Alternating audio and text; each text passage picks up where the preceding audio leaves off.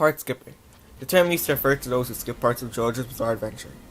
They're generally looked at as trash by the Jojo community, which definitely shows their toxic behavior, and are ignorant to the idea of just how toxic they are by forcing someone to watch something and berating them for not doing so. I do also believe that you shouldn't part skip in Jojo's Bizarre Adventure, because you might as well watch all of it due to each part having their own shining points. Just treat the show as any other anime and watch it from start to finish.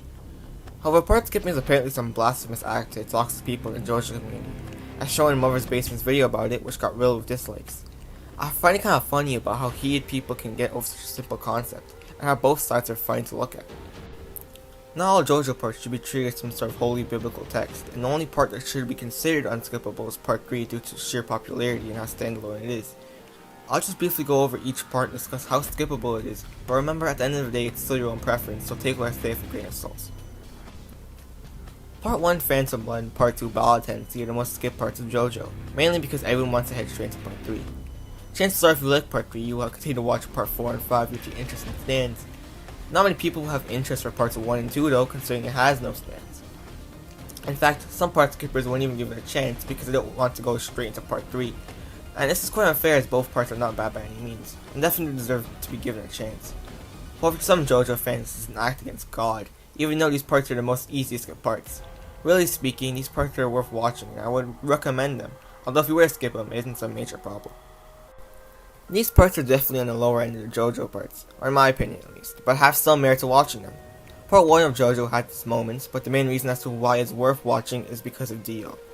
Dio is a recurring villain in both Part 1 and Part 3, but he gets more character in Part 1. In Part 3, it's more like he's an antagonist than a villain until you start seeing more of him. Of course he's evil, but you don't really see much of a character in him. He's more like an evil guy with no backstory. Part 1 does a really good job at giving Dio character, however. In the first 2 episodes of Part 1, the anime gives you more than enough reasons to dislike Dio and makes him feel like a villain. You see his goals transform Dio from wanting the Joestar wealth to becoming a monster that thrives off the pain of others. He's a part of a character and feels more like a villain. And so once you enter Part 3, you just start disliking him more and more, and you actually see more of a character in him. It also adds to the thrilling aspect of the final fight of Part 3, especially when you consider that the opening that plays essentially shows Jonathan leaving the role of defeating Dio to Jojo. It is no transgression to skip this part, and you don't deserve to be castrated for doing so. It is merely there as a solid story that would further enhance your experience for later parts. I still not recommend doing so though, as you're missing out on the lore himself, Robert E.O. Speedwagon. Part 2 is a part that should be skipped on paper.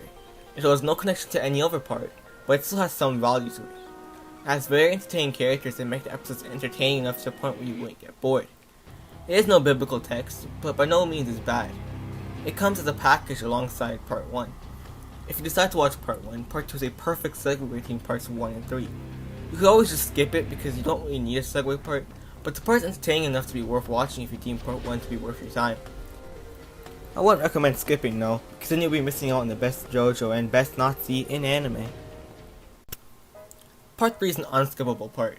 It is incredibly popular, a great watch, and standalone if you choose to skip Part 1 and 2. Stands are the most interesting battle system to watch in any show in anime, and so the fights are very unique. Part 3 is such a must watch that you could just watch Part 3 and then leave. Parts 4 and 5 are only really worth watching if you enjoyed Part 3, as they both revolve around stands. I would say that Parts 4 and 5 were better than Part 3, but if you didn't enjoy it, feel free to drop the series. I don't think Parts 4 or 5 are worth watching by themselves, despite them being the better parts. Part 4 has great characters and great character dynamics, while Part 5 has a better plot than other parts. I can't even stress how much Part 3 is worth watching if you get into JoJo's. Skipping Part 3 is not blasphemous, but you definitely missed out on a solid portion of the show. Part 4 is another part that some people tend to skip, while this part goes more towards the good side of the parts. This part has very good characters, and the villain Kiryu Shikage is easily one of my favorite villains in anime. The character relations completely changed in this part, and seem to be the best in this part. If you look at story as more character based rather than being plot based, then you would heavily enjoy Part 4. Part 5 is different as it's more plot based. It holds the best plot of all JoJo parts, and the characters are all interesting. It's the best part in my opinion, although not my favorite. Each part has its own merit to watching them, so I don't think they should be skipped, but people who do so shouldn't be lynched for doing so. Anyway, that's it for the video. Hope you enjoyed. Let me know your thoughts in the comments below, and peace.